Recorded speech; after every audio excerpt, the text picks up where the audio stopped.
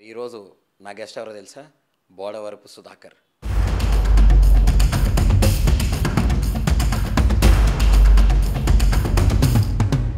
అక్కడి నుంచి ఈ స్టేజ్కి రావడానికి కెరియర్ ఎట్లా స్టార్ట్ అయింది అన్నట్టు. సో నాకు క్రికెట్ అంటే ఇంట్రెస్ట్ లేదు మామూలు ఫస్ట్ ఆఫ్ ఆల్. రంజీకి రావాలంటే అంటే ఎన్ని స్టేట్స్ రిప్రజెంట్ చేయాలి? మీ సెలక్షన్ ఎలా జరిగింది అన్నట్టు పర్ఫార్మెన్స్ బట్టి. అప్పుడు మీరు ఆడిన టైంలో మీ క్యాప్టెన్ ఎవరన్నా? మేము ఆడిన టైంలో మా క్యాప్టెన్ డీకే వై. అంటే ఇప్పుడు ప్రెసెంట్ ఇండియాకి రిప్రజెంట్ చేసిన వాళ్ళు మీ టీమ్మేట్స్ అప్పట్లో? మా టీమ్మేట్స్ అందరూ ఇప్పుడు కరెంట్ ఆడుతున్నారు ఇండియా. మీరు ఆడిన టైంలో నితీష్ కుమార్ రెడ్డి మీకు చాలా జూనియర్ అయితే. నెవర్ గివ్ అప్ అనే కాన్సెప్ట్, అది క్రికెటర్ అనో అదర్ స్పోర్ట్ ఎవరైనా సరే, ఎవరైనా ఉన్నారా మీకు? అదే చెప్తాగా మా నాన్నగారే. మీ ద్వారా ఏమన్నా యంగ్స్టర్స్కి ఒక వే పెడదాము అన్న కాన్సెప్ట్లో ఏమన్నా ఉన్నారా? అదే మరి ఈ మధ్యన పేరెంట్స్లో అది ఉందన్న, మీరు అన్నది కరెక్టే. అది అంటే రైల్వే ఎలా అన్నా అంటే ఈ స్పోర్ట్స్ కోటాలో వచ్చింది.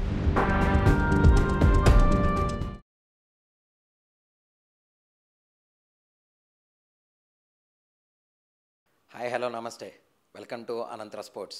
నేను మీ తరుణ్. మీరు ఎప్పుడైనా ఆలోచించారా, ఒక నిజమైన ఛాంపియన్ని తీర్చిదిద్దబడేది ఒక డెడికేషన్ అండ్ మెయిన్గా పర్సనల్ సాక్రిఫైజెస్. మరి ఈరోజు నా గెస్ట్ ఎవరో తెలుసా? Bodavarapu Sudhakar, who has played on the Ranji trophy, south zone, Deodhar trophy and now playing for railways. తనని అడిగి తెలుసుకుందాం అసలు తన స్ట్రగుల్స్ ఏంటి, తన కెరియర్ ఎలా బిల్డ్ చేసుకున్నాడు అనేసి. హాయ్ అన్న, నమస్తే. హాయ్, ఎలా ఉన్నారు? బాగున్నాను అన్న. చెప్పండి, అసలు కెరియర్ ఎలా స్టార్ట్ అయింది మీది? అంటే ఫ్రమ్ మీ చాలా చిన్న ఊరు, గుంటూరులో పుట్టి పెరిగారు, అక్కడి నుంచి ఈ స్టేజ్కి రావడానికి కెరియర్ ఎట్లా స్టార్ట్ అయింది అన్నట్టు. అంటే యాక్చువల్గా మా నాన్నగారే గుంటూరు జిల్లాలో ఒక క్రికెట్ కోచ్ అనమాట.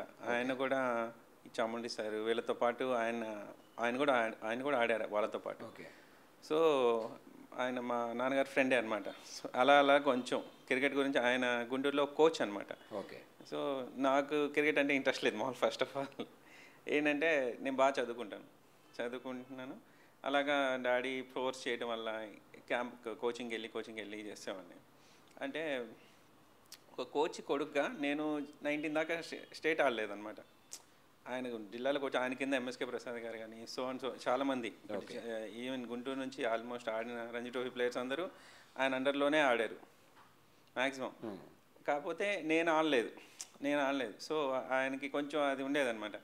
అందుకని వీడు ఇలాగా నేను ఏంటంటే 10th నుంచి ఇంటర్ అలాగా బాగా చదువుకునేవాడిని అనమాట. సో క్రికెట్ అంటే ఇంట్రెస్ట్ లేక కొంచెం సీరియస్. ఒక టైంలో ఏమైందంటే మా నాన్నగారికి ఇలాగా దెప్పిపోవట్లే అంటారు కదా, అవి ఎక్కువైపోయినాయి. ఏంటంటే మీ వాళ్ళు చిన్న ఏంటంటే సెలక్షన్స్కి వెళ్ళి మా నాన్నగారు ఒక సెలెక్టర్ని అడుగుతున్నారు, జిల్లా సెలెక్టర్ని, డిస్ట్రిక్ట్ సెలెక్టర్ని అడుగుతున్నారు అనమాట. మా వాడిని కొంచెం ఇయర్ టీంలో రిక్వెస్ట్ చేస్తామన్నమాట. అంటే మా నల్లపాడు నుంచి గుంటూరు జిల్లాకి ఒక 5 కిలోమీటర్స్ ఉండేది. ఆయన కార్లోనే వస్తున్నాం. వచ్చే దారి పొడుగుతే అడుగుతూనే ఉన్నారు సెలెక్టర్ కొంచెం వాడిని టీంలో అని అడుగుతూనే ఉన్నారు. ఆయన ఏంటి కుదరదు బోడా అంటారు. సరే ఇంకా అయిపోయింది. ఒక్కటి ఇన్సిడెంట్ నాకు బాగా. అంటే అప్పటికి మీరు ఇంకా క్రికెట్ కెరియర్ స్టార్ట్ చేయలే? ఆడతాను, వెళ్తున్నాం క్యాంప్కి, ఏదో చేస్తున్నాం, మరి అంత ప్రొఫెషనల్ కాదు. వెళ్తున్నాం. అది ఏ ఏజ్ గ్రూప్ అన్నది ఇప్పుడు? Under 17. ఓకే, 17. ఓకే. వెళ్తున్నాం, ఆడుతున్నాం, వస్తున్నాం. అంటే ఇంకా వేయలేదు, డిస్ట్రిక్ట్ టీంలో కూడా వేయలేదు. సో ఇంకేమైందంటే నాకే బాధ వేసింది, ఇదేంటి నానేంటి ఇలాగ అడగటం ఏంటి, అస్సలు చాలా బాధ వేసింది. ఆ ఇయర్ నుంచి అప్పుడు నుంచి డిసైడ్ అయ్యాను అనమాట. ఇయర్ ఇంకా ఆడాలి, క్రికెట్ స్టార్ట్ చేయాలని. ఆ ఇయర్ నుంచి సీరియస్ స్టార్ట్ చేశాను. ఓకే, ఫ్రమ్ 17 నుంచి. 17 సీరియస్ స్టార్ట్ చేశాను. 17లో రాలేదు సెలక్షన్? రాలేదు అక్కడి నుంచి సీరియస్నెస్ 16 అయిపోయింది, 17కి సెలక్షన్ రాలేదు ఇంకా. సో అక్కడ నుంచి సీరియస్ తీసుకున్నాను. రోజు ఎర్లీ మార్నింగ్ 5కి లేగటం, ఫిట్నెస్ చేయటం, daily 5 to 8 km okay. Daily చేసుకునేవాడిని. మళ్ళీ క్యాంప్కి వచ్చి మళ్ళీ ఈయన ఫిట్నెస్ చేయించేవాడు, ఫీల్డింగ్ చేయించేవాడు, ఫిట్నెస్, క్యాచింగ్ కొట్టేవాడు. అయిపోయిన తర్వాత మళ్ళీ నెట్స్ అయిపోయిన తర్వాత మాకు గురుగారు, మా నాన్నగారు ఫ్రెండ్ జగన్నాథం గారు అని చెప్పేసి ఒక ఆయన ఉండేవాడు అనమాట. ఓకే. ఆయన నా కోసం వండుకొని తీసుకొచ్చేవాళ్ళని. ఆయన మా నాన్నగారు కాకుండా ఆయన ఇంకొక కోచ్ నాకు. ఓకే. ఆయన వండుకొని అన్నీ తెచ్చేవాళ్ళు. ఆయన 10కి అయిపోతే 10 నుంచి మళ్ళీ ఆయనతో 1 వరకు మళ్ళీ చేయాలి. ఓకే. ఆయన ఇప్పుడు లంచ్కి వెళ్ళడానికి కూడా లేదు, ఇంకా గ్రౌండ్లో ఉండేవాడిని. అలా ఇయర్ మొత్తం కష్టపడ్డాం. మీతో పాటు మీ ఫాదర్ కూడా సీరియస్గా తీసుకున్నారు మీ మీద? తీసుకున్నారు. అలా కంటిన్యూ అయింది. ఆ ఇయర్ 17 సెలక్షన్ అనంతపూర్లో జరిగినాయి. వెళ్ళాం. ఓపెనర్గా ఆడాను first. Okay. Opening batsmen, left arm spinner కింద ఆడాను. ఆడితే అనంతపూర్ ఆర్డిటి గ్రౌండ్ అప్పుడు స్విమ్మింగ్ భలే ఉండేది, సీమర్స్కి బాగుండేది అనమాట అనంతపూర్. సో ఆడితే అది మ్యాటింగ్ అన్నప్పుడు లేదు టర్ఫే. 8-9 7-8 ఓకే. టర్ఫ్ అనమాట.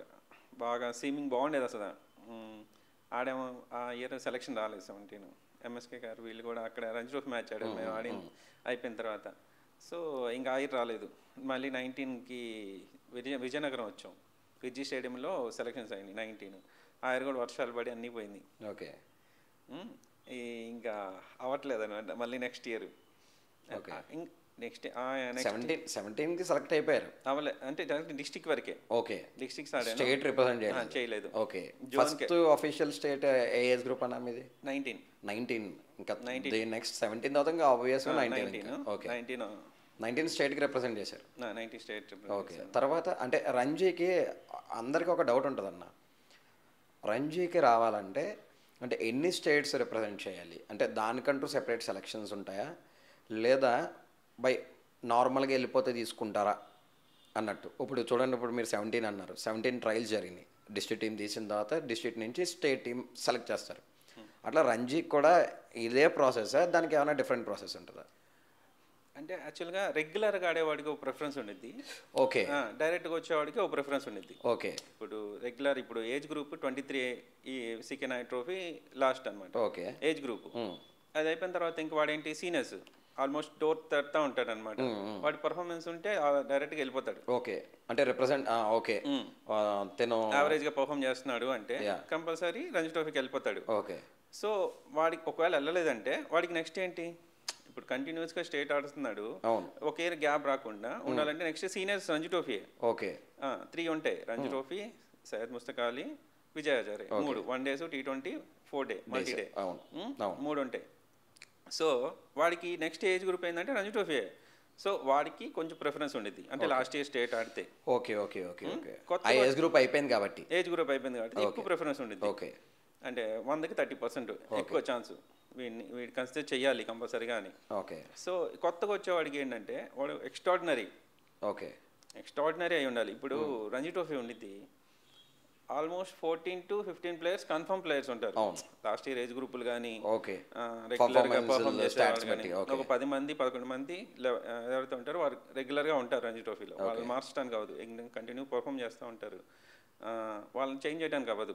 మిగతా చేంజ్ ఏంటంటే ఈ 11 నుంచి ఎవరైతే ఉంటారో 15 దాకా 4 మెంబర్స్, ఆ 4 మెంబర్స్ చేంజ్ అవుతూ ఉంటారు. ఓకే. రెగ్యులర్గా చేంజ్ అవుతూ ఉంటారు. ఇన్ పర్ఫార్మెన్స్ చేయకపోతే నెక్స్ట్ ఇయర్ అలా మారుతూ ఉంటారు. కొత్తోడు అంటే ఎక్స్ట్రాడినరీ చేయాలి. ఓకే.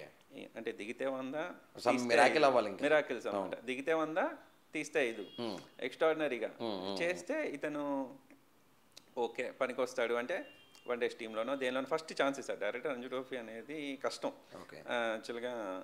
ఎక్స్ట్రా అంటే చెప్తున్నా కదా, వాడు ఇంకా ఎక్స్ట్రాడినరీ 1 డేస్లోనో దేనిలో ఛాన్స్ ఇస్తారు. దానిలో పర్ఫామ్ చేశాడు అనుకో డేస్కి ఛాన్స్ ఇస్తారు. ఓకే. ఇక్కడ నుంచి ఇప్పుడు మీరు సౌత్ జోన్కి ఆడారు. ఇప్పుడు సౌత్ జోన్కి అంటే మీ సెలక్షన్ ఎలా జరిగింది అన్నట్టు?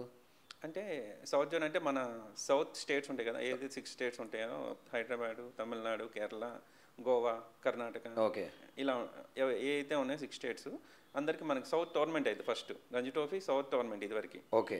విజయనగర్ కానీ ఇది కానీ సౌత్ టోర్నమెంట్. ఓకే. సో దానిలో ఎవరైతే ఎక్కువ హైయెస్ట్ వికెట్ టేకర్లు, హైయెస్ట్ రన్ పర్ఫార్మెన్స్ ఎవరైతే వికెట్ తీస్తారో వాళ్ళకి కేటగిరీ బట్టి నువ్వు ఫాస్ట్ బౌలర్వా, లెఫ్ట్ ఆర్మ్ స్పిన్నర్వా, బ్యాట్స్మెన్వా, సో అలాగా ఎవరైతే ఎక్కువ పర్ఫామ్ చేస్తారో వాళ్ళని సౌత్ జోన్ టీంలో పెడతారు. ఓకే. సౌత్ జోన్ టీంలో పెట్టి వాళ్ళకి మ్యాచెస్ జరుగుతాయి అన్నమాట. South zone, east zone, west zone, central zone, అలాగా అన్ని జోన్స్ అన్నీ కలిపి స్టేట్ బెస్ట్ పర్ఫార్మెన్స్ నుంచి జోనల్ మ్యాచెస్ చేశారు. అప్పుడు మీరు ఆడిన టైంలో మీ క్యాప్టెన్ ఎవరన్నా? మేము ఆడిన టైంలో మా క్యాప్టెన్ డీకే బై దినేష్ కార్తిక్. ఓకే. మీ టీమ్మేట్స్ అప్పుడు అంటే ఇప్పుడు ప్రెసెంట్ ఇండియాకి రిప్రజెంట్ చేసిన వాళ్ళు మీ టీమ్మేట్స్ అప్పట్లో? మా టీమ్మేట్స్ అందరూ ఇప్పుడు కరెంట్ ఆడుతున్నారు ఇండియా. కేఎల్ రాహుల్. ఓకే. మీ సౌత్ జోన్ ప్లేయర్స్ వీళ్ళు? డీకే బై, KL Rahul, Robin Uthappa, okay, Vinay Kumar, okay, Sachin Baby, Sanju Samson, Vihari, Ashish Reddy, okay, ఇంకా ఇంకా చాలా మంది ఉన్నారు మన. ఓకే. అప్పుడు ఆడిన వాళ్ళు ఇప్పుడు ఇంకా దే ఆర్ స్టిల్ కంటిన్యూయింగ్ అన్నమాట. చాలా స్ట్రాంగ్ టీమ్. అంటే సౌత్కి మీరు చెప్పిన పేర్లలో చాలా తక్కువ మంది ఇప్పుడు ఇండియాకి రిప్రజెంట్ చేశారు. అంటే ఇప్పుడు సౌత్ జోన్ టీమ్ అప్పట్లో అంటే మీరు ఎప్పుడు ఆడారు మీరు? ఇది 2013 సౌత్ జోన్ టీం తీసుకుంటే మీరు చెప్పిన పేర్లో ఒక 67 మెంబర్స్ ఇండియాకి రిప్రజెంట్ చేసి ఉన్నారు. అంటే 16 members or 24 members full squad. 24 full squad, 16 extras plus సబ్స్టిట్యూట్లు కలుపుకుంటే 16 అన్నట్టు. అంతే. అన్ని ఇయర్ అప్పుడు ఓన్లీ 15 వేసేవాళ్ళు. Okay, okay, only 15. ఇప్పటిలాగా 22 అలాగే. ఈ మిగతా రిమైనింగ్ ప్లేయర్స్ అంటే వాళ్ళ లైమ్ లైట్లోకి రాకపోవడం వల్ల వాళ్ళు రిప్రజెంట్ చేయలేకపోయారా, లేదంటే అక్కడ ఏమన్నా పొలిటికల్ ప్రెషర్స్ కూడా ఉంటాయి ఆ టైంలో? మనం పొలిటికల్ ప్రెషర్ ఎక్కడ దాకా చేయమంటే స్టేట్లోనే అయింది. స్టేట్లో ఎక్కడ దాకా చేస్తారు? మహా అయితే డిస్టిక్ నుంచి జోన్ వరకు చేస్తారు. జోన్లో కొంచెం ప్రెజర్ చేస్తారు. జోన్ తర్వాత ఏదైతే స్టేట్ ఉందో నీకు వితౌట్ పర్ఫార్మెన్స్ నీకు నెక్స్ట్ లెవెల్కి వెళ్ళవు. ఓకే. అప్పుడు అక్కడ ఏ పొలిటికల్ ప్రెషర్ కూడా పనిచేయదు, అక్కడ రికమెండేషన్స్ ఏమీ కూడా పనిచేయదు. ఓకే, రికమెండేషన్స్ ఏముండవు, కాకపోతే నీ పర్ఫార్మెన్సే మాట్లాడిద్ది. ఓకే. ఇప్పుడు నువ్వు ఏదైతే పర్ఫామ్ చేస్తావో అది నీ నెక్స్ట్ లెవెల్ తీసుకెళ్ళిద్ది. పుష్ ఉండొచ్చు మేబీ, అంటే నువ్వు ఇంకొకటి సేమ్ పర్ఫార్మెన్స్ చేస్తే మేబీ నీ అసోసియేషన్ నుంచి కానీ ఎక్కడి నుంచి కానీ కొంచెం పుష్ ఉండొచ్చు, కానీ మరి అసలు మొత్తం పుషింగ్ అంటే అవదు. అలాంటి టెండూల్కర్ కొడుకు ఇవాళ ఇండియా ఆడేవాడు కదా. అవునవును. మరి అలా చూసుకుంటే మరి మీరు ఏదైతే మీ ప్లేయర్ సౌత్ జోన్కి రిప్రజెంట్ చేసిన సంజు శాంసన్ ఉన్నాడు, మరి తను ఇండియాకి రావడానికి ఇన్ని ఇయర్స్ పట్టింది. అంటే మరి అక్కడ కూడా మనం ఏమన్నా అనుకోవచ్చు ఇది పొలిటికల్ వ్యవహారాలు ఉన్నాయనేసి ఇందులో? సంజు ఏంటంటే కరెక్ట్ టైంలో కొట్టేవాడు కాదు. ఓకే. అదే టైంలో ధోనిపై ఉండేవాడు. సో ఇలాగా ఓకే, పెద్ద ప్లేయర్స్ అందరూ ఉన్నారు, ఇతను కొంచెం లైమ్ లైట్లో రావడానికి కొంచెం తక్కువ పడింది ఎందుకంటే ఇండివిజువల్ స్కోర్స్ లేవు కాబట్టి. ఓకే. స్టేట్ కొట్టేవాడు, కేరళకి కొట్టేవాడు, స్కోర్లు మంచిగా పర్ఫామ్ చేసేవాడు. ఎవ్రీ ఇయర్ సౌత్ జోన్ ఉంటాడు. అంటే ఇప్పుడు రంజీ అయిపోయిన తర్వాత ఈ సౌత్ జోన్ మ్యాచ్ ఉంటాయి. సౌత్ జోన్ తర్వాత ఇండియా రెస్ట్ ఆఫ్ ఇండియానా? ఇండియానా? అదే rest of India. Okay, India. Okay. ఇప్పుడు మీరు ఎవరితో కంపీట్ చేయాలి? సౌత్ జోన్కి ఇంకా వేరే వాళ్ళకి ఎవరితో మ్యాచెస్ పడతాయి? సౌత్ జోన్కి నార్త్ జోన్కి కానీ వెస్ట్ జోన్కి కానీ సెంట్రల్ జోన్కి ఓన్లీ జోన్స్ వైజ్గా ఇక్కడ మ్యాచెస్. ఇక్కడ అయిపోయిన తర్వాత ఇప్పుడు మరి నెక్స్ట్ మనము రెస్ట్ ఆఫ్ ఇండియాస్ మ్యాచెస్ కానీ, ఇండియా ఏ మ్యాచెస్ కానీ, ఇండియా బి మ్యాచెస్ కానీ, ఇండియా రెడ్ కానీ, ఇండియా బ్లూ కానీ వచ్చినాయి కొత్తగా. అవి ఎలాగా డిసైడ్ చేస్తారు అన్నట్టు? అది కూడా సేమ్ ఇదే ఫార్మేట్లోనా? టాప్ పర్ఫార్మెన్స్ అని తీసి సేమ్ టాప్ పర్ఫార్మెన్స్ ఎవరైతే పర్ఫామ్ చేస్తున్నారో అన్ని జోన్స్ నుంచి ఇలాగా ఎవరైతే పర్ఫామ్ చేస్తున్నారో ఒక 60 మెంబర్స్ని తీసుకొని వాళ్ళకి ఇలాగా మ్యాచెస్ పెడతాం అనేది జరుగుతుంది. ఓకే అన్న, నేను నమ్మేది ఏంటంటే ఒక ఛాంపియన్ అవ్వాలంటే తనకంటూ ఒక రెసిలియన్స్ ఉండాలి. More over that physical sacrifices అనేది ఉండాలి. మీ లైఫ్లో సమ్ సాక్రిఫైజెస్ అనండో లేదా స్ట్రగుల్స్, మెయిన్ మీరు పడిన స్ట్రగుల్స్ ఆ స్టేజ్కి వెళ్ళడానికి. ఎందుకంటే నాట్ అన్ ఈజీ టాస్క్.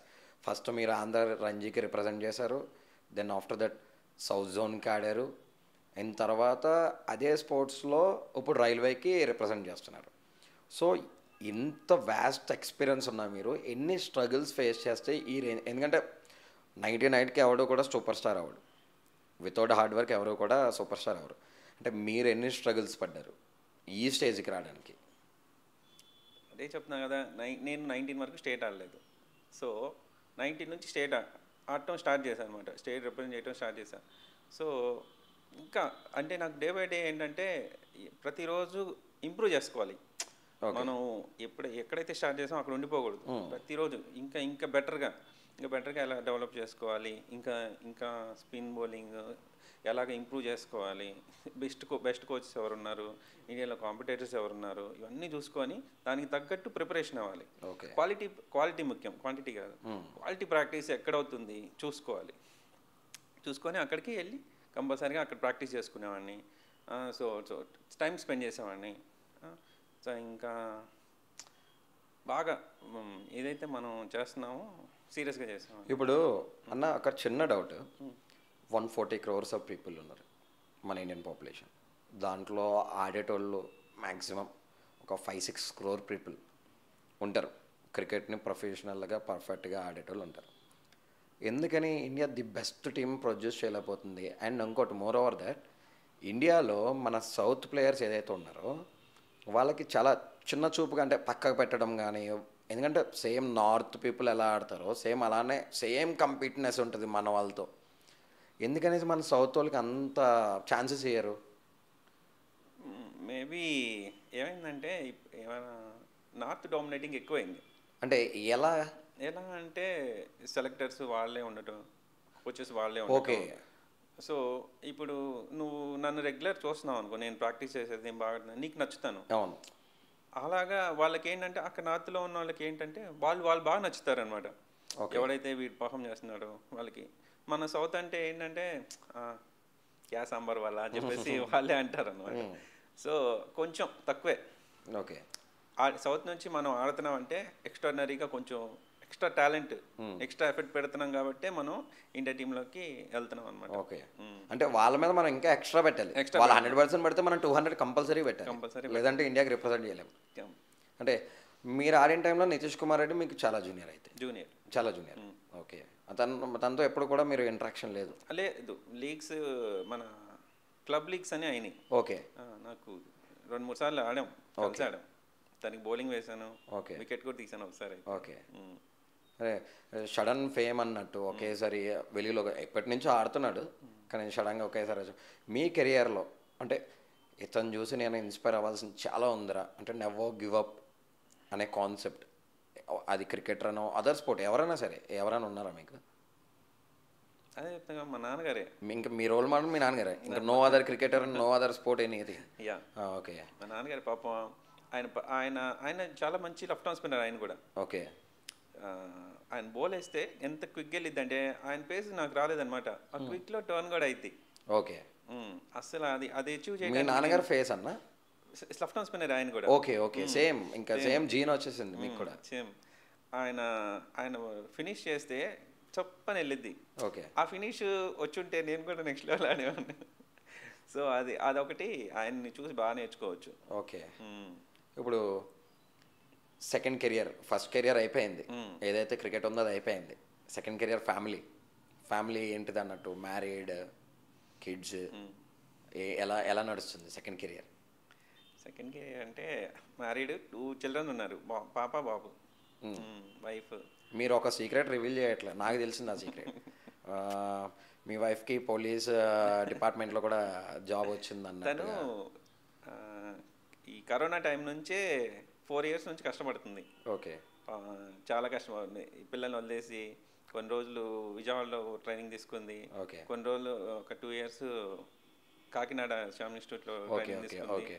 అసలు 4 years నుంచి మాతో ఉండటం తగ్గింది. ఇంకా మేము ముగ్గురే ఉంటాం అనమాట. మేము ముగ్గురమే ఇంకా తిరగటం అలాగా చేస్తున్నాం. పాపం మమ్మల్ని వదిలేసి అన్ని స్ట్రగుల్స్ పడి పాపం ఇవాళ ఎస్ఏ రాస్తే 3 marksతో మిస్ అయింది. ఓకే.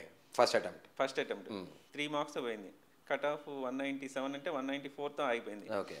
సో అలాగా దిగులు డల్ అయిపోకుండా మళ్ళీ కానిస్టేబుల్ ఉంది కదా అని దీని నుంచి రాసి తను ఇవాళ 95 కట్ ఆఫ్ అయితే 117 తెచ్చుకుంది. ఓకే.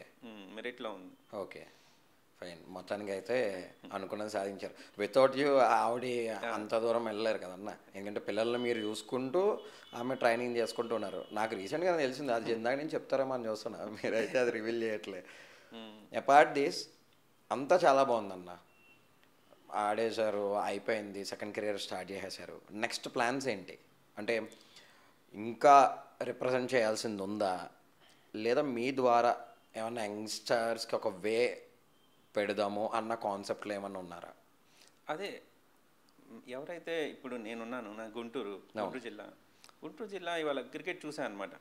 క్రికెట్ చూసా చాలామంది పొలిటికల్ పేరెంట్స్ ఇన్వాల్వ్ అయ్యి ఎలా అంటే మనీ ఇచ్చేసి ఆడిచ్చేద్దాం మా పిల్లల్ని, ఓకే, ఎలాగైనా సరే ఆఫర్స్ చేయటం, ఇలా డబ్బులు ఇస్తాం సార్ ఆడిచ్చండి, ఇలాగ రెడీ అయిపోయారు. కానీ పేరెంట్స్ ఒక క్వాలిటీ కోచ్ దగ్గర పంపిద్దాం, వాడికి మనం ఇచ్చే డబ్బులు ఏదో కోచ్కి ఇద్దాం, కోచ్కి ఇస్తే వాడు మన పిల్లల్ని చెక్కుతాడు కదా, రెడీ చేస్తాడు. అప్పుడు మనకి వేరే వాళ్ళని అడిగే పనే ఉంది. నీ పిల్లోడు పర్ఫార్మెన్స్ చేస్తే ఆటోమేటిక్గా టీంలో ఉంటాడు. అదేదైతే మిస్ అయింది అది మనం గెయిన్ చేయాలనుకుంటున్నాం. ఎవరైతే టాలెంటెడ్ ఉన్నారో టాలెంట్ హంట్ లాగా పెట్టి, ఎవరైతే కొంచెం డల్గా డబ్బులు పెట్టుకునే వాళ్ళు ఉంటారో వాళ్ళని ఎవరైతే పట్టుకొని వాళ్ళని ఇంప్రూవ్ చేసి వాళ్ళ టాలెంట్ వాళ్ళ స్కిల్ని బయటికి తీసుకొచ్చి వాళ్ళని ఎవరైతే ఉన్నారో వాళ్ళని స్టేట్ రిప్రజెంట్ చేసి ఇలాగ ఇండియాకి రిప్రజెంట్ చేసేటట్టు చేయాలని ఆలోచన ఉంది. ఓకే, నేను మెన్షన్ చేయడం మర్చిపోయాను, మీరు 3 men కమిటీ కూడా మీరు one of the member Guntur district అసోసియేషన్కి, రైట్? ఆ కొత్త జాబ్ అన్నట్టు, అది కూడా ఒక టాస్క్ ప్లస్ జాబ్ అన్నట్టు. ఎందుకంటే మీ చేతిలో హండ్రెడ్స్ ఆఫ్ యూత్ పీపుల్, వాళ్ళ యొక్క ఫ్యూచర్ ఉంది మీ చేతిలో. ఎందుకంటే మీరు 3 men కమిటీలో మీరు హ్యాండిల్ చేసేది అండర్ 14 సెలక్షన్ హ్యాండిల్ చేస్తారు, 16 హ్యాండిల్ చేస్తారు, అండ్ 19 కూడా ఉంటుంది అన్నీ. సో ఆల్ ఏజ్ కేటగిరీ ఉంది. మీకు ఇప్పుడు ఎటువంటి బాధ్యత, అంటే ఎంత హార్డ్ ఉంటుంది ఈ కమిటీలో ఉండటం వల్ల మీకు వచ్చే కొత్త గెయినింగ్ ఏంటన్నట్టు? అదే ఏసీఏ మా ముగ్గురికి 3 men కమిటీ అని ముగ్గురు ఉన్నాం, నేను మహతి గారు మనోజ్ సార్ అని ముగ్గురు ఉన్నాం. ఓకే, మాకు రెస్పాన్సిబిలిటీ ఇచ్చింది. ఓకే, మీకు ఒక పిల్లల్ని అప్పచెబుతున్నాం, మీకు జిల్లాని అప్పచెబుతున్నాం, మీరు వాళ్ళని డే బై డే జాగ్రత్త చూసుకోవాలి, మీరు డే బై డే యాక్టివిటీస్ చేయాలని చెప్పేసి ఒక ఇచ్చింది. ఓకే, సో ఆ రోజు ఏదైతే తీసుకున్నామో మేము 112 సెలక్షన్స్ కండక్ట్ చేసాం. 112 ఎప్పటి నుంచి స్టార్ట్ చేశారన్న? అసలు December 16th లాస్ట్ ఇయర్. ఇంతకు ముందు లేదు 112, స్టార్టింగ్ 14 నుంచే స్టార్ట్ అయ్యేది. 14, 16, 21 ఒకసారి పెట్టారు కానీ అది సక్సెస్ అవ్వలేదు. 21లో పెట్టారు. ఓకే, మళ్ళీ 24లో పెట్టారు. ఓకే, 24లో మేము వచ్చిన తర్వాత మేము కండక్ట్ చేసాం. మేము సెంట్రల్ జోన్ విన్నర్స్ అయ్యాం. మళ్ళీ వెళ్ళాం వైజాగ్ వెళ్ళాం. 12 ఓకే, వైజాగ్ వెళ్ళాం. వైజాగ్లో సెమీస్ ఫైనల్స్ మేము రీచ్ అయ్యాం అనమాట. ఓకే, రీచ్ అక్కడ మిస్ అయింది ఏంటంటే అక్కడ కోచ్కి వాళ్ళ అమ్మ ఫాదర్ చనిపోవడం వల్ల కోచ్ వెళ్ళిపోయాడు. ఓకే, పిల్లలకి కంపల్సరీ కోచ్ బ్యాకింగ్ ఉండాలి. సో మేము ముగ్గురం కూడా అక్కడికి అప్రోచ్ వెళ్ళలేకపోయాం. సో వాళ్ళకి గైడెన్స్ లేక పాపం చిన్నపిల్లలు కదా, సో లేకపోతే మనం విన్నర్స్ కొట్టేవాళ్ళం. ఎందుకంటే మీరు అన్నట్టు అది రైట్ ఏజ్ అన్న. అండర్ 12 నుంచి అంటే అంటారు కదా, మొక్కగా ఉన్నప్పుడే వంచాలి అనేది అంటారు కదా సామెత, అది కరెక్ట్ ఏజ్ అనేసి నా అభిప్రాయం. క్రికెట్ 9 years నుంచి స్టార్ట్ చేయాలి. ఎందుకంటే ఎవరికైనా సరే మెచ్యూరిటీ రావాలి. ఓకే, ఇప్పుడు సడన్గా నువ్వు క్రికెట్కి తీసుకెళ్తావు, వాడికి బాల్ తగిలిద్దు ఏమైనా తగిలిద్దు అనుకో భయపడి ఇంకా ఆడు. అవును, నేను అన్న అంటాడు. ఇవాళ పిల్లలు అలాగే ఉన్నారు. సో వాడికి కొంచెం మెచ్యూరిటీ వచ్చిందంటే ఇది బాల్ ఇది బ్యాట్, దీన్ని ఇలా కాలు వేయాలి, ఇలా ఆడాలి, ఇలా బౌలింగ్ వేయాలి అని తెలిసిద్ది. సో 10 years మ్యాక్స్ 10 years నుంచి క్రికెట్ స్టార్ట్ చేస్తే 2 yearsలో సెట్ అయిపోతాడు. ఓకే, 12 సెలక్షన్ అనేది నీకు వచ్చేసిద్ది. అంటే మరీ 6 years నుంచి ఇవాళ పేరెంట్స్ అలాగే ఉన్నారు, తీసుకొచ్చేస్తున్నారు మా వాడిని ఆడిచ్చిన రంజీ ట్రోఫీ అంటారు. సో అవన్నీ అవో అది మరి ఈ మధ్యన పేరెంట్స్లో అది ఉందన్న, మీరు అన్నది కరెక్టే అది. ఎందుకంటే మా వాడు ఓవర్ నైట్ స్టార్ అయిపోవాలి, like Virat Kohli, like MS Dhoni, వీళ్ళకిలాగా అయిపోవాలి అన్న కాన్సెప్ట్లో ఉన్నారు. కానీ మీరు అన్నది కరెక్ట్. ఎందుకంటే అట్ ద ఏజ్ ఆఫ్ 9 నుంచి స్టార్ట్ చేస్తే మీరు అన్నది ఆ టైంకి వాళ్ళు సెట్ అయిపోతారు, ప్రొఫెషనల్గా వాళ్ళు సెట్ అయిపోతారు. ఆల్ ఆఫ్ ఏ సడన్ చదువుతో పాటు మా వాడికి స్పోర్ట్స్ కూడా కావాలండి అనేసి ఒక 19 గ్రూప్లో వాడిని తీసుకొచ్చేసి నన్ను డైరెక్టర్ రంజీకి వేసేసాను నైట్. ఇది ఎంతవరకు కరెక్ట్ అది? అండ్ ఇంకొకటి అన్న మెయిన్ థింగ్, చాలామంది చాలా కామెంట్స్ వస్తుంటాయి ఏంటంటే, అరే విరాట్కి కొంచెం పొగరు ఎక్కువరా, లేదా కేఎల్ అసలు మాట్లాడరా, అసలు దేకడరా, మనల్ని పక్క నుంచి పోతున్నా సరే దేకడరా అనేది. సో మీరు ఆడారు కదా వాళ్ళతో, ర్యాప్ ఎలా ఉండింది అన్న వాళ్ళతో? అందరూ అంత ఏం ఉండదు. ఇండియన్ మీరు చూస్తే విరాట్ కోహ్లీ ఇలాగా ఎలా అంటారు కానీ విరాట్ కోహ్లీ చాలా సైలెంట్, చాలా హంబుల్ పర్సన్ అనమాట. అసలు నీకు ఎవరైనా వికలాంగులు కానీ వీళ్ళ ఎవరైనా కల్పించిన డైరెక్ట్గా వెళ్ళి వాళ్ళకి ఫోటో దిగటం, ఫోటో ఇవ్వటం, వాళ్ళకి ఏమైనా హెల్ప్ కావాలంటే చేయటం, ఇలా చాలా చేస్తాడు. చూపించేది వేరు. చూపించేది ఎంత మీడియా గౌరవం అనమాట. అస్సలు క్రికెటర్స్ ఎవ్వరు ర్యాష్గా ఉండరు. ఎందుకంటే క్రికెట్ నేర్పించింది లైఫ్, ఎలా బతకాలి, ఎలా చెయ్యాలి, ఎలా మొత్తం నేర్పించింది. నువ్వు ఒక క్రికెటర్ అయ్యావంటే అన్నీ వచ్చేస్తాయి నీకు. ఎవరి దగ్గర ఎలా ఉండాలి, డీసెన్సీ నేర్పించింది, డిసిప్లిన్ నేర్పించింది, అన్నీ. క్రికెట్ అన్నీ నేర్పిస్తుంది అనమాట. అప్ అండ్ డౌన్స్ అన్నీ ఉంటాయి. ఆ టైంలో మీకు క్లోజెస్ట్ ఇండియన్ క్రికెటర్ ఎవరన్నా అంటే మీతో పాటు ఆడిన ప్లేయర్లో తినుంటే మంచి ఫన్ ఉంటుందిరా, లేదా నేను షేర్ చేసుకోవచ్చు ఎవ్రీథింగ్ అన్న ఒక ప్లేయర్ ఎవరైనా ఉన్నారా? విహారీ బాగా ఫన్గా ఉండేవాడు. ఓకే, హనుమ విహారీ. విహారీ బాగా ఫన్గా ఉండేవాడు. తర్వాత కేఎస్ భరత్. కేఎస్ భరత్ నేను ఇద్దరం కలిసాడు. ఓకే, దియోదర్ ఏదైతే ఉందో కేఎస్ భరత్ కూడా నా రూమ్మేటే. ఓకే, సౌత్ జోన్ లో మీ ఇద్దరు కలిపాడు. ఇద్దరం కలిసాడు, మా రూమ్మేటే ఇద్దరం. బయటకి వెళ్ళి సరదాకి వెళ్ళి మేము తినేవాళ్ళం. నో, కేఎస్ భరత్ ఎక్కడ ఉన్నాడు? ఆంధ్ర క్రికెట్ లో ఒక హై స్టాండర్డ్ అవును, టెస్ట్లో ఆడాడు. అలాగే చెప్పడం హనుమ విహారీ అన్న గురించి అయితే ఇంక అసలు చెప్పడం అవసరం లేదు, ఎందుకంటే అన్న కూడా చాలానే చేశాడు క్రికెట్కి. అంటే మీ లైఫ్లో అన్నతో ర్యాప్ ఎలా ఉండింది? బాగుండేది. ఎక్కడ మామ ఎలా ఉన్నాం మామ అని బాగా పలకరించుకునేవాడు. ఫస్ట్ హైదరాబాద్ కాడేవాడు. అవునవును అవును, హైదరాబాద్ కాడు ఆపోజిట్గా వచ్చేవాడు. మామ ఉంది నీకు ఇవ్వాలని. ఓకే ఓకే, అలా బాగుండేది మా కాన్వర్సేషన్. ఓకే, అంటే అప్పట్లో ఇంకా హైదరాబాద్ ఆడిన వాళ్ళు ఇంకెవరు ఉన్నారన్న? అదే Ashish Reddy, okay okay, Akshith Reddy, okay, వీళ్ళందరూ. ఓకే, రవితేజ. ఓకే, రవితేజ ఇప్పటికీ ఆడుతున్నట్టున్నాడు కదా? ఆడలేదు, కోచ్కి వెళ్తారు, ఆర్సీబీ కోచ్ అనుకున్నాను. ఓకే, అచ్చా, రవితేజ. బాగుంది. నెక్స్ట్ మీ ఫ్యూచర్ ప్లాన్ ఇదే రైల్వేలో కొనసాగుతూ, అంటే రైల్వే ఎలా అన్నా అంటే ఈ స్పోర్ట్స్ కోటాలో వచ్చిందన్న? రైల్వే స్పోర్ట్స్ కోటా వచ్చింది. అండర్ 19 తర్వాత స్పోర్ట్స్ కోటా వచ్చింది. దియోదర్లో మేము ఆల్ ఇండియా 3rd ప్లేస్ వచ్చాం. ఓకే ఓకే, దాని తర్వాత అవుట్ టర్న్ ప్రమోషన్ ఒకటి వచ్చింది. ఓకే, అంటే ఎన్ని ఇయర్స్ అయిందన్న జాబ్ స్టార్ట్ చేసి రైల్వేస్? నేను 11లో జాయిన్ అయిపోయాను. ఓకే, కొన్ని కారణాల వల్ల జాయిన్ అవ్వాల్సి వచ్చింది. ఓకే, అదే అంటున్నా కదా పర్సనల్ సాక్రిఫైసెస్ అనేసి, ఇది మెయిన్ పర్సనల్ సాక్రిఫైస్ అన్నట్టే. తర్వాత ఇంకోటి ఏంటంటే అన్న, ఈ రంజీ ట్రోఫీ ఈ రైల్వే టీము ఇండియా టీమ్స్లోనే, ఇండియా రంజీ ట్రోఫీ టీమ్స్లోనే పెద్ద రైల్వే రంజీ టీం అనేసి అంటారు.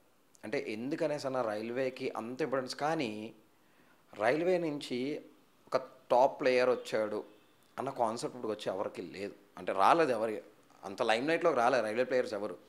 అంటే మీకు తెలిసిన ది బెస్ట్ ప్లేయర్స్ ఎవరైనా ఉన్నారా రైల్వేస్లో? ఎందుకు రైల్వే నుంచి చాలా మంది ప్లేయర్స్ ఆడుతున్నారు కదా. ఎవరెవరు? ఇప్పుడు కరుణ్ నాయర్. ఓకే, సారీ కరుణ్ నాయర్ కాదు, మన కరణ్ శర్మ, బదాని, వీళ్ళందరూ, ఆయుష్ బదాని, కార్తిక్, మురళీ కార్తిక్ అని ఆడారు కదా. అవును, కరెంట్ ఆశుతోష్. అవును, అశోక్ శర్మ రీసెంట్గా. ఓకే, సో చాలా మంది. అంటే ఈ 18 జోన్స్ ఆఫ్ రైల్వేస్ ఉన్నాయి మన ఇండియా రైల్వే జోన్స్లో. ఈ 18 జోన్స్లో మళ్ళీ సేమ్ 18 ఒక్కొక్క జోన్ నుంచి 16 మెంబర్స్ స్క్వాడ్ రావడం, మళ్ళీ దీంట్లో ది బెస్ట్ తీసి అప్పుడు రైల్వేస్ అన్న ఒక టీం వస్తుందా, లేదంటే దీనికంటూ వేరే సపరేట్ సెలక్షన్స్ అనేది ఉంటుందా? అంటే ఇలాగే మనకి జిల్లాలో ఎలా సెలక్షన్స్ అవుతాయి అలాగే మాకు ఇంటర్ రైల్వే అని సెలక్షన్ అవుతుంది. ఓకే, జోనల్ వైజ్గా ఇంటర్ రైల్వే అని ప్రతి జోన్ వెళ్ళి ఒక డెస్టినేషన్. ఓకే, ఇప్పుడు ఖరగ్పూర్, అస్సాం, ఇలాగ కొన్ని జోన్స్ ఉంటాయి అన్నమాట. అక్కడ మ్యాచెస్ పెడతారు. ఓకే, కొన్ని 8 టీంలు వచ్చేసి ఒక పూల్ లాగా వేసేసి మ్యాచ్లు ఆడతాం. సో ఆ మ్యాచెస్ నుంచి ఎవరైతే బెస్ట్ పర్ఫార్మెన్స్ ఉంటారో వాళ్ళు 60 మెంబర్స్ని తీస్తారు. వాళ్ళకి కపూర్తలా కానీ ఇలా కొన్ని బేస్ సెంటర్స్ ఉంటాయి, అక్కడ క్యాంప్ జరిగిద్ది. Okay, 130 days camp, fitness camp, fielding camp అయింది. ఎవరైతే దానిలో ప్రూవ్ చేసుకుంటారో ఒక 4 మ్యాచెస్ పెడతారు. అప్పుడు ఎవరైతే ప్రూవ్ చేసుకుంటారో 16లో మళ్ళీ ఒక 30 మెంబర్స్ని మళ్ళీ పిలుస్తారు. ఓకే, మళ్ళీ 30 మెంబర్స్ని పిలిచి వాళ్ళకు కూడా మళ్ళీ మ్యాచ్లు పెడతారు.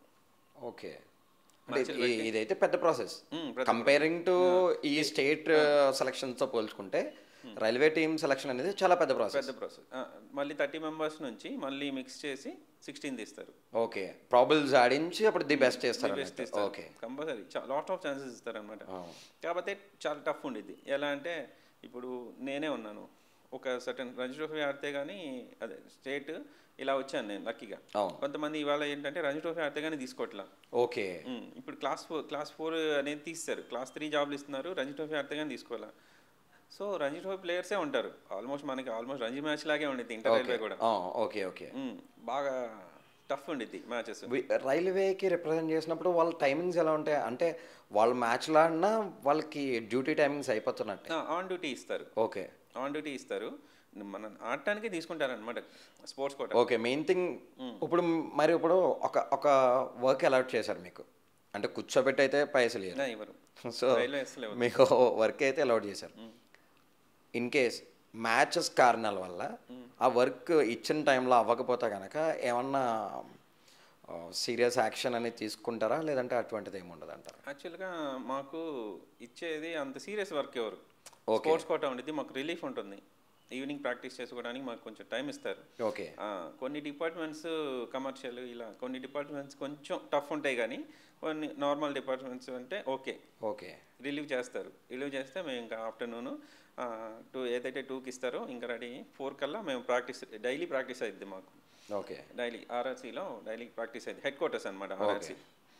లేదు ఇంకా బయట నుంచి సౌత్ సెంట్రల్ రైల్వేలో మన జోన్స్ ఉంటాయి కదా, ఎవరైతే గుంటూరు ఇంకా కృష్ణ వీళ్ళందరూ ఉంటారో వాళ్ళ జోన్లో సటన్ ఒక ప్లేస్కి వెళ్ళి వాళ్ళు కూడా ప్రాక్టీస్ చేస్తారు. అందరికీ రిలీఫ్ అనేది ఇస్తారు కంపల్సరీగా. ఓకే ఇప్పుడు రైల్వేలో జాబ్ వచ్చిన తర్వాత అంటే సికింద్రాబాద్లోనే చేస్తూ సికింద్రాబాద్లో ఆడాలని లేదు, మన ఇంటికి వెళ్ళన్నా మన దగ్గర జోన్ ఉంటే అక్కడ ఆడుకోవచ్చు, అక్కడ ఫెసిలిటీస్ ఉంటే అక్కడ ఆడుకోవచ్చా లేదంటే ఇక్కడే జాబ్ చేస్తూ ఇక్కడే ఆడాలన్నట్టు ఉంది? అంటే నీకు ఇచ్చిన డిపార్ట్మెంట్ బట్టి. ఓకే ఇప్పుడు డిపార్ట్మెంట్ ఇస్తారు, ఒక department commercial department Secunderabad, commercial department Kacheguda, okay ఇలా ఇస్తారనమాట. ఓకే కంపల్సరీ ఆ డ్యూటీకి అయితే కంపల్సరీ అటెండ్ అవ్వాల్సిందే. ఓకే అటెండ్ అయ్యి ప్రజెంట్ చేసుకొని మళ్ళీ వచ్చి ఈవినింగ్ ప్రాక్టీస్కి రావాలి. కంపల్సరీగా ప్రాక్టీస్కి అయితే కంపల్సరీ పోవాలి, రావాలి. అదైతే కంపల్సరీ థింగ్. అటెండెన్స్ ఉంటాయి, కంపల్సరీగా అటెండెన్స్ ఉంటాయి. దానికి డ్యూటీకి అటెండెన్స్ ఉంటుంది, అలాంగ్ విత్ ఇది గ్రౌండ్ కూడా అటెండెన్స్ ఉంటుంది. ఓకే ఫైన్ అన్న లాస్ట్లీ మీరు యంగ్స్టర్స్కి ఇచ్చే మెసేజ్ ఏంటిది అంటే అన్న ఈచ్ అండ్ ఎవ్రీ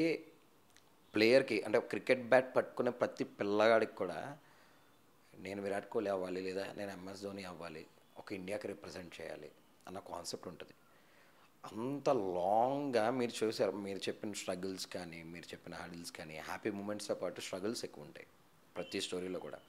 అంటే ఇవన్నిటిని ఫేస్ చేసి ఆ స్టేజ్కి మనం వెళ్ళాలంటే యంగ్స్టర్స్కి ఇచ్చే మెసేజ్ ఏంటిది? బాగా కష్టపడండి. ఓకే బాగా కష్టపడండి, ఎక్కువ better coaching, the best coach దగ్గరికి వెళ్ళండి. ఎవరైతే ఉన్నారో బేసిక్ అనేది స్ట్రాంగ్ చేసుకోవాలి ఎప్పుడైనా సరే. ఫస్ట్ స్టెప్ అనేది కరెక్ట్గా వేయాలి మనం. ఓకే బేసిక్ అనేది కరెక్ట్గా ఉంటే నీకు అక్కడ నెక్స్ట్ స్టెప్ ఎక్కడానికి ఈజీగా ఉండిద్ది. సో బేసిక్స్ కరెక్ట్గా ఉండాలి, మంచి కోచ్ దగ్గరికి వెళ్ళాలి, గ్రోత్ ఎవ్రీడే ఇబ్బంది పడకుండా రోజు ప్రాక్టీస్ చేసుకోవాలి, మీ గోల్స్ అనేది అచీవ్ చేసుకోవాలి. ఏం బిగ్ ఓకే గోల్ అనేది పెద్దది ఉండాలి. నేను ఇండియాకి ఆడతాను అని పెట్టుకుంటే మనం నెక్స్ట్ లెవెల్ దాని ముందుదన్నా ఆడతాం, అంతేగాని నేను స్టేట్ ఆడతాను పెట్టుకుంటే అది ముందు లెవెల్ ఆడతాం. So aim big work hard అంతే అన్న. థ్యాంక్ యూ సో మచ్ అన్న. నేను అడగగానే మీరు నేను వస్తాననేది చెప్పి ఇచ్చినందుకు I'm really thankful to you. చాలా థ్యాంక్ యూ అన్న. థ్యాంక్ యూ తరుణ్, నాకు ఇలాగ ఆపర్చునిటీ ఇచ్చావు. ఇలాగే మా క్రికెట్ అనే కాకుండా అన్ని స్పోర్ట్స్కి బ్రాడ్కాస్ట్ చేస్తే చాలా బాగుంటుంది.